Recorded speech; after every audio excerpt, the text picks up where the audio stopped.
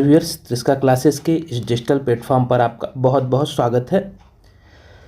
जैसा कि आप अपने स्क्रीन पर देख पा रहे होंगे कि आज का जो वीडियो ये होने वाला है, तो ऐसे अभ्यर्थी जो एमपीपीएससी, एमपी सेट, एमपी पटवारी एग्ज़ाम की खासकर तैयारी कर रहे हैं और ऐसा देखा गया है कि पटवारी के एग्ज़ाम में एमपी से अच्छे खासे क्वेश्चन पूछे जा रहे हैं और अच्छे क्वेश्चन पूछे जा रहे हैं, तो उस दृष्टि से यह वीडियो बहुत ज़्यादा महत्वपूर्ण होने वाला है। साथ ही साथ जो सेट के अभ्यर्थी हैं, जो एमपी सेट की तैयारी कर रहे हैं और एमपीपीएससी जो कि मई में होना है 21 मई को, उसकी तैयारी करें, तो उस दृष्टि से अति महत्वपूर्ण प्रश्नों का संग्रह है ये, जिसमें लगभग अप्रॉक्स 45 से अधिक या 50 क्वेश्चन हो जाए। कुछ के मैं आपको फैक्ट्स भी बताऊँगा, तो ऐसा मिला कि लगभग 50 क्वेश्चनों का आपको महत्वपूर्ण जानकारी मिलने वाली है। तो आप इस वीडियो को अंत तक जरूर देखिए और यदि वीडियो अच्छा लगता है, आप चैनल पर पहली बार आए हुए हैं, तो आप इस चैनल को सब्सक्राइब कीजिए, लाइक कीजिए और ज़्यादा से ज़्यादा शेयर कीजिए। चलिए शुरू करते हैं अपना मध्य प्रदेश के महत्वपूर्ण क्वेश्चनों का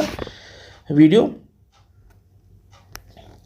सबसे पहला क्वेश्चन आप देख रहे होंगे, मध्य प्रदेश में आगर गांव किसके लिए प्रसिद्ध है? मध्य प्रदेश का जो आगर गांव है, तो आपको ध्यान रखना है, यह कई बार क्वेश्चन एग्जाम में भी पूछा गया है। तो इसका जो राइट आंसर है, यह टंगस्टन खनिज के लिए प्रसिद्ध है। राइट आंसर हो जाएगा टंगस्टन खनिज के लिए।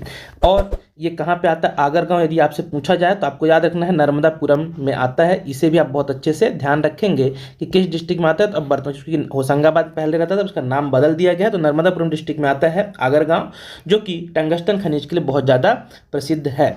अगला क्वेश्चन है, निम्न में से किसका संबंध नर्मदा नदी से है? निम्न में से किसका संबंध नर्मदा नदी से है? तो आपको ध्यान रखना है, जो इंदिरा सागर बांध है वो किस पे बनाया गया है? तो इंदिरा सागर बांध आपको ध्यान रखना है, इंदिरा सागर बांध बनाया गया है नर्मदा नदी पर। इसका राइट आंसर हो जाएगा इंदिरा सागर बांध या इंदिरा सागर का संबंध नर्मदा से है। बाकी गांधी सागर, जवाहर सागर, ये दो चंबल नदी पे बने हुए हैं। चलिए आगे बढ़ते हैं।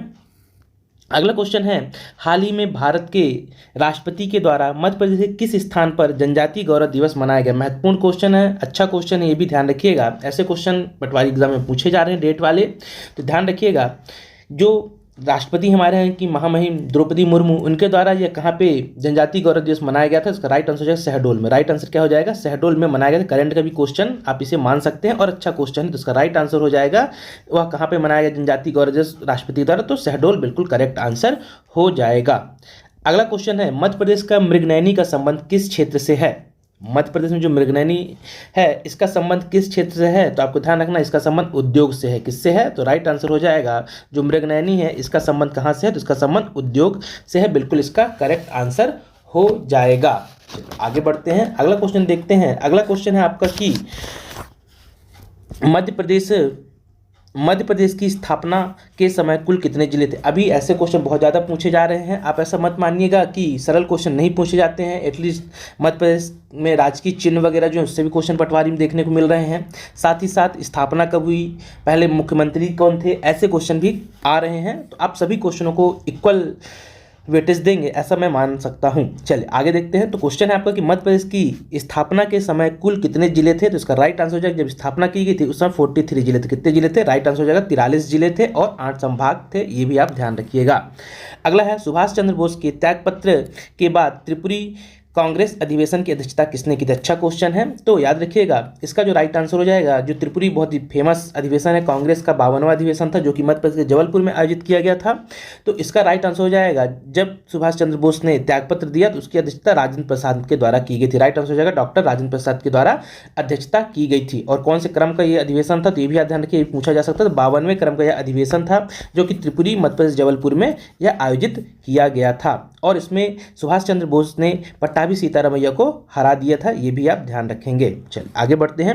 अगला क्वेश्चन है कि किरनापुर औद्योगिक विकास केंद्र किस जिले में स्थित है? औद्योगिक विकास केंद्र जो किरनापुर है, यह कहाँ पे स्थित है? तो जो बिल्कुल करेक्ट आंसर हो जाएगा, यह बालाघाट में आता है। कहाँ पे आता है? बालाघाट बिल्कुल इसका करेक्ट आंसर है। इसके साथ ही साथ आप देखेंगे तो और कौन कौन से हैं? तो मंडला में आपको मनेरी देखने को मिलेगा। यदि आप अगले ऑप्शन की बात करें तो मनेरी कहाँ पे मिलता है? तो यह मनेरी मंडला में मिलता है। ठीक है, अब पुरैना बोलेगा तो पन्ना में मिलता है। तो इस प्रकार से आप जो इम्पोर्टेंट है, किरनापुर, ये मैंने बताई दिया, किरनापुर औद्योगिक केंद्र बालाघाट में है ना। चलिए आगे देखते हैं। अगला क्वेश्चन है आपका कि भैंसा देही का प्राचीन शिव मंदिर किस जिले में है। ऐसे क्वेश्चन मंदिरों से भी पूछे जा रहे हैं पटवारी के एग्जाम में, तो हो सकता है क्वेश्चन पूछ लिया जाए आपसे। तो भैंसादेही का प्राचीन जो शिव मंदिर है यह कहाँ पे अवस्थित है, तो याद रखिएगा भैंसादेही का प्राचीन शिव मंदिर यह बैतूल डिस्ट्रिक्ट में आता है। राइट आंसर हो जाएगा बैतूल, बिल्कुल इसका करेक्ट आंसर होगा। अगला क्वेश्चन है भारत भ्राता समाचार पत्र का संबंध किस जिले से था, तो यह जो भारत भ्राता समाचार पत्र था इसका संबंध रीवा डिस्ट्रिक्ट से था। राइट आंसर हो जाएगा रीवा डिस्ट्रिक्ट, बिल्कुल इसका करेक्ट आंसर हो जाएगा। अगला है हिंदुस्तानी लाल सेना का गठन किसने किया था। हिंदुस्तानी जो लाल सेना थी इसका गठन किसके द्वारा किया गया था, तो याद रखिए इसका जो सही आंसर हो जाएगा मगन लाल बागड़ी के द्वारा। किसके द्वारा, मगन लाल बागड़ी, इसका बिल्कुल करेक्ट आंसर हो जाएगा। चलिए आगे देखते हैं। अगला क्वेश्चन है कि माखनलाल चतुर्वेदी के द्वारा कसाई खाना आंदोलन कहाँ से शुरू किया गया था। माखनलाल चतुर्वेदी के जो कसाई खाना एक चर्चित आंदोलन था, यह भी कहाँ शुरू किया गया था, तो इसका राइट आंसर सागर डिस्ट्रिक्ट से किया गया था। बिल्कुल करेक्ट आंसर हो जाएगा सागर। अगला है मध्य प्रदेश में कुल कितनी साइट है। यह स्टार लगाई, बहुत ज़्यादा महत्वपूर्ण क्वेश्चन है। अभी नहीं तो पीएससी के एग्जाम में, एमपी सेट के एग्जाम में, किसी के एग्जाम में जरूर पूछा जाएगा। हो सकता है पटवारी के आगामी जो एग्जाम होने उनमें पूछ लिया जाए। तो मध्य प्रदेश में कुल कितनी रामसर साइट है, तो याद रखिएगा मध्य प्रदेश में वर्तमान समय में 4। राइट आंसर हो जाएगा बिल्कुल 4 रामसर साइट है। और मैं आपको बता देता हूँ कौन कौन सी साइट आपको ध्यान रखना है जो रामसर में है, शामिल है। देखिए यहाँ पे उनके नाम मैं आपको बता दे रहा हूँ। पहला आपको ध्यान रखना है भोजताल, जो कि भोपाल में है, ये बहुत अच्छे से ध्यान रखिएगा। भोजताल पहली रामसर साइट है मध्य प्रदेश की, जो कि भोपाल में स्थित है। दूसरी आपको रखना है सांख्य सागर झील जो कि शिवपुरी में है। तीसरी आपको ध्यान रखना है शेरपुर तालाब जो कि इंदौर में है, और यशवंत सागर झील। ये 4 नाम आपको बहुत अच्छे से ध्यान में रखना है। सभी के सभी बहुत, ये चारों के चारों साइट आपको अच्छे से ध्यान रखना है। और कुछ फैक्ट सुन लीजिए, भोजताल पहली साइट है, और ये तीनों के तीनों कब, सांख्य सागर हो, शेरपुर तालाब हो या यशवंत सागर, सभी के सभी 2022 में इनको दर्जा दिया गया है। तो इस प्रकार मध्य प्रदेश में कुल वर्तमान में 4 साइटें हो गई हैं। और देश की बात करें यदि देश से पूछेगा तो आपको याद रखना 75 साइट देश में रामसर साइट हो चुकी हैं। रामसर आर्द्र भूमि दिवस कब मनाया जाता है, तो 2 फरवरी, ये भी आप बहुत अच्छे से ध्यान में रखना है। चलिए इसके बाद आगे बढ़ेंगे। आगे देखते हैं अगला क्वेश्चन कौन सा है। तो अगला क्वेश्चन जो आप देख रहे होंगे, अगला क्वेश्चन आपका कौन सा है, तो इसको देखते हैं। अगला क्वेश्चन है कि बिलौवा की गुफाएं मध्य प्रदेश के किस जिले में हैं। बिलौवा की जो गुफाएं हैं मध्य प्रदेश के किस जिले में, तो इसका जो करेक्ट आंसर हो जाएगा ग्वालियर में है बिलौवा की गुफाएं। किस जिले में है, तो ग्वालियर जिले में आती हैं बिलौवा की गुफाएं। अगला क्वेश्चन है पंडित मंडन मिश्र का संबंध मध्य प्रदेश के किस क्षेत्र से है। पंडित मंडन मिश्र का संबंध मध्य प्रदेश किस क्षेत्र से है, तो इसका जो राइट आंसर हो जाएगा पंडित मंडन मिश्र का संबंध निमाड़ क्षेत्र से था। किस क्षेत्र से था, निमाड़ क्षेत्र, इसका बिल्कुल करेक्ट आंसर हो जाएगा। अगला क्वेश्चन है नागा जी का मेला कहाँ लगता है। ये क्वेश्चन पूछा गया है अभी पटवारी के एग्जाम में, तो मेले भी आप अच्छे से प्रिपेयर कर जाइए। तो नागा जी का मेला कहाँ लगता है, तो इसका जो राइट आंसर हो जाएगा नागा जी का मेला मुरैना में आयोजित किया जाता है। राइट आंसर हो जाएगा नागा जी का मेला मुरैना, बिल्कुल इसका करेक्ट आंसर हो जाएगा। आप सभी मेले भी पढ़ के जाइए, पटवारी के एग्जाम में मेले पूछे जा रहे हैं। तो अभी जिनके आगामी एग्जाम जिनके हो चुके हैं उनके लिए नहीं, जिनके होने वाले हैं तो आप इन टॉपिकों को भी बहुत अच्छे से तैयार करके जाइए। चलिए आगे देखते हैं। अगला क्वेश्चन है ठिठुरता हुआ गणतंत्र किसकी रचना है। ठिठुरता हुआ गणतंत्र यह किसकी रचना है, तो याद रखिए हरिशंकर परसाई की एक रचना है ठिठुरता हुआ गणतंत्र। अगला क्वेश्चन है बड़वा घूमर गौरी नृत्य का संबंध किस जनजाति से है। बड़वा घूमर और गौरी नृत्य का संबंध किस जनजाति से है, तो इसका जो करेक्ट आंसर हो जाएगा, बिल्कुल सही आंसर जो हो जाएगा वह भील जनजाति। किससे है, तो भील जनजाति, बिल्कुल इसका करेक्ट आंसर हो जाएगा।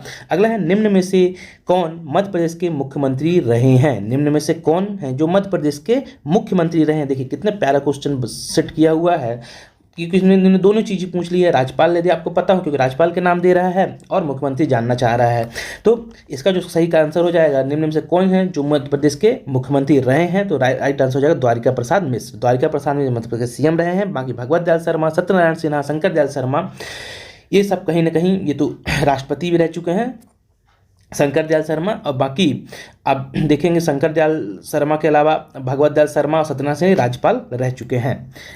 अगला क्वेश्चन है स्वागत लक्ष्मी योजना की शुरुआत कब हुई थी। स्वागत लक्ष्मी योजना की शुरुआत, चूँकि अभी हमको पता है कि हमारे यहाँ लाडली बहना योजना शुरू की गई है, तो उसके वजह से हो सकता है पुरानी योजना भी पूछी जाए। तो स्वागत लक्ष्मी योजना की शुरुआत कब हुई थी, तो इसका जो करेक्ट आंसर हो जाएगा स्वागत लक्ष्मी योजना की शुरुआत 2014 में की गई थी। बिल्कुल करेक्ट आंसर हो जाएगा 2014 में। अगला है मूर्तिकला के लिए प्रसिद्ध फड़के स्टूडियो कहाँ पर है। मूर्तिकला के लिए प्रसिद्ध फड़के स्टूडियो कहाँ पर है, तो याद रखिए मूर्तिकला के लिए प्रसिद्ध फड़के स्टूडियो धार डिस्ट्रिक्ट में आता है। किस डिस्ट्रिक्ट में, बिल्कुल करेक्ट आंसर हो जाएगा धार डिस्ट्रिक्ट डिस्ट्रिक्ट में आता है फड़के स्टूडियो, इसे आप बहुत अच्छे से ध्यान रखेंगे। चलिए आगे बढ़ते हैं। अगला है हट्टा बावड़ी का संबंध किस जिले से है? हट्टा बावड़ी का संबंध किस जिले से है? तो इसका बिल्कुल करेक्ट आंसर हो जाएगा बालाघाट में स्थित है हट्टा बावड़ी, जो कि बालाघाट से इसका संबंध है। चलिए आगे बढ़ते हैं। अगला क्वेश्चन है, ये भी बहुत इंपॉर्टेंट क्वेश्चन जो आप देख रहे होंगे, किस अभिलेख में राजा को शरतकालीन सूर्य की भांति बताया गया? किस अभिलेख में राजा को शरतकालीन सूर्य की तरह बताया गया है? तो याद रखिएगा उस अभिलेख का नाम है जिसमें शरतकालीन सूर्य के बारे में शासकों को बताया गया, तुमैन। किस अभिलेख में? तो राइट आंसर हो जाएगा इसका तुमैन अभिलेख में यह बताया गया है। चलिए आगे बढ़ते हैं। अगला क्वेश्चन है, मिश्रित मिट्टी मध्य प्रदेश के किस क्षेत्र में पाई जाती है? मिश्रित मिट्टी मध्य प्रदेश के किस क्षेत्र में पाई जाती है? जो मिश्रित मिट्टी है मध्य प्रदेश के किस क्षेत्र में मिलती है? तो राइट आंसर हो जाएगा बुंदेलखंड क्षेत्र में। मिश्रित मिट्टी किस क्षेत्र में पाई जाती है? राइट आंसर हो जाएगा बुंदेलखंड क्षेत्र में यह मिट्टी पाई जाती है। चलिए आगे बढ़ते हैं। अगला क्वेश्चन है आपका कि मध्य प्रदेश की कौन सी नदी कर्क रेखा को 2 बार काटती है? मध्य प्रदेश की कौन सी नदी कर्क रेखा को 2 बार काटती है? तो इसका जो राइट आंसर हो जाएगा माही नदी। माही नदी कहाँ से निकलती है? तो याद रखिएगा माही नदी धार डिस्ट्रिक्ट से निकलती है, जो कि कर्क रेखा को 2 बार काटती है। अच्छा क्वेश्चन है, इसे भी ध्यान रखें, पूछा गया क्वेश्चन है एग्जाम में। चलिए आगे बढ़ते हैं। अगला क्वेश्चन है आपका कि मध्य प्रदेश का राजकीय गान के रचनाकार कौन है? मध्य प्रदेश का जो राजकीय गान है इसके रचनाकार कौन है? तो इसका जो करेक्ट आंसर हो जाएगा महेश श्रीवास्तव। कौन है? महेश श्रीवास्तव मध्य प्रदेश के राजकीय गान के रचनाकार हैं। अगला है सेंट्रल प्रोविंस की कौन सी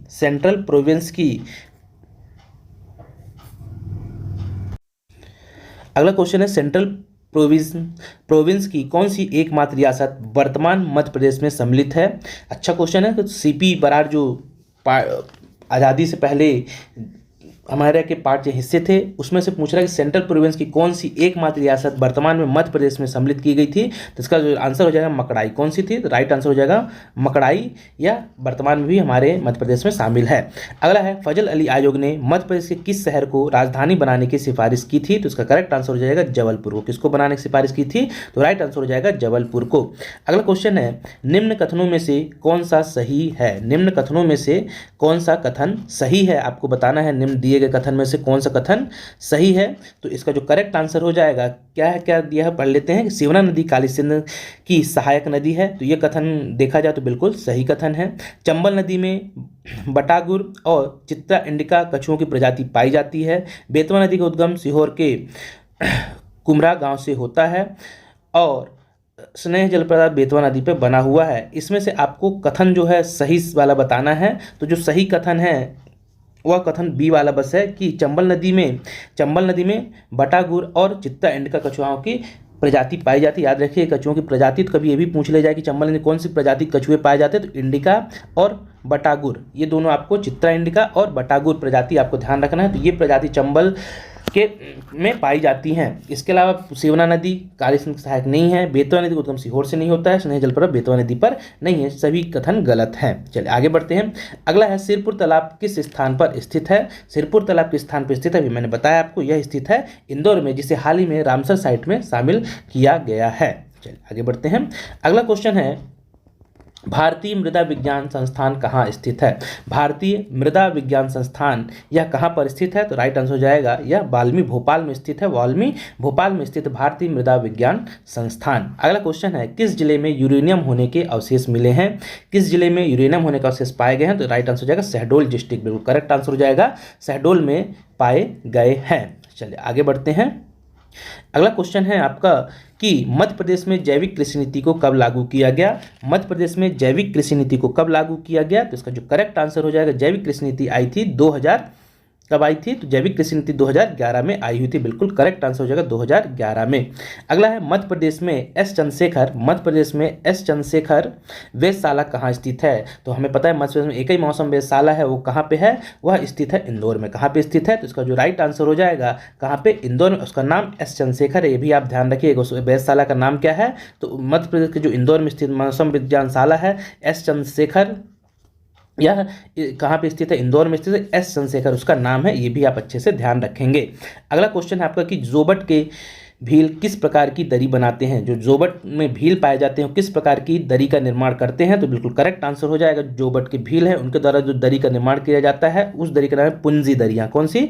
पुंजी दरियाँ बनाई जाती हैं जोबट के भीलों के द्वारा। अगला है the Muria and their Ghotul किसकी रचना है? The Muria and their Ghotul किसकी रचना है? तो याद रखिएगा यह जो रचना है यह रचना है वेरियन एल्विन। किसकी है? वेरियन एल्विन की यह रचना है the Muria and their Ghotul. घोटुल एक प्रथा है। चलिए आगे देखते हैं, मध्य प्रदेश के किस जिले में बांस का पहला डिस्प्ले सेंटर स्थापित किया गया? मध्य प्रदेश के किस जिले में बांस का पहला डिस्प्ले सेंटर स्थापित किया गया? तो इसका जो करेक्ट आंसर हो जाएगा, करेक्ट आंसर होगा इंदौर में। कहाँ पे स्थापित किया गया? इंदौर में। बांस पार्क भी कहाँ पे है? इंदौर में है, ये भी ध्यान रखेंगे। अगला है, ये भी इंपॉर्टेंट है, हो सकता है आगामी एग्जाम पूछा जाए, करंट का क्वेश्चन मान सकते हैं इसे आपकी। चिंटू चीता शुभंकर जारी करने वाला राष्ट्रीय उद्यान है? चिंटू जो है चिंटू चीता शुभंकर जारी करने वाला राष्ट्रीय उद्यान कौन सा है? तो इसका जो बिल्कुल करेक्ट आंसर हो जाएगा कूनो पालपुर राष्ट्रीय उद्यान, क्योंकि हमें पता है यहीं पे लाए गए हैं, चीतों को लाया गया है हमारे मध्य प्रदेश में कूनो पालपुर राष्ट्रीय उद्यान में, इसलिए वहाँ का शुभंकर जारी किया गया है, उसका नाम है चिंटू चीता। अच्छे से ध्यान रखिएगा, इंपॉर्टेंट हो सकता है। अगला क्वेश्चन है, मध्य भारत कोयला क्षेत्र के अंतर्गत कौन सा क्षेत्र शामिल नहीं है? जो मध्य भारत कोयला क्षेत्र है उसके अंतर्गत कौन सा क्षेत्र शामिल नहीं है? तो इसका जो करेक्ट आंसर हो जाएगा वह है मोह पानी। मोह पानी जो है मध्य भारत कोयला क्षेत्र में नहीं आता है, मोह पानी। चलिए आगे बढ़ते हैं। अगला क्वेश्चन है, भारत का पहला बायोमास गांव किस जिले में स्थित है? भारत का पहला बायोमास गांव यह किस जिले में स्थित है मध्य प्रदेश के? तो इसका जो करेक्ट आंसर हो जाएगा यह स्थित है बैतूल में। पहला बायोमास घर बैतूल में है, बिल्कुल करेक्ट आंसर हो जाएगा।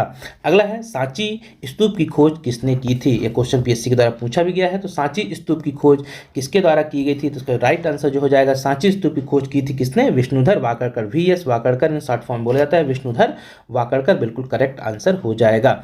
अगला क्वेश्चन है कि बटियागढ़ अभिलेख जो कि दमोह में से मिला था, से किस वंश की जानकारी मिलती है? तो जो बटियागढ़ अभिलेख था उससे किस वंश की जानकारी मिलती है? तो इसका याद रखिएगा आंसर होगा तुगलक वंश की जानकारी मिलती है। किसकी जानकारी मिलती है? राइट आंसर हो जाएगा तुगलक वंश की बटियागढ़ अभिलेख से जानकारी मिलती है। अगला क्वेश्चन है, इनमें से किस होलकर शासक को मध्य भारत का नेपोलियन कहा जाता है? इनमें से किस होलकर शासक को मध्य भारत का नेपोलियन कहा जाता है? इंपॉर्टेंट क्वेश्चन, ध्यान रखिएगा।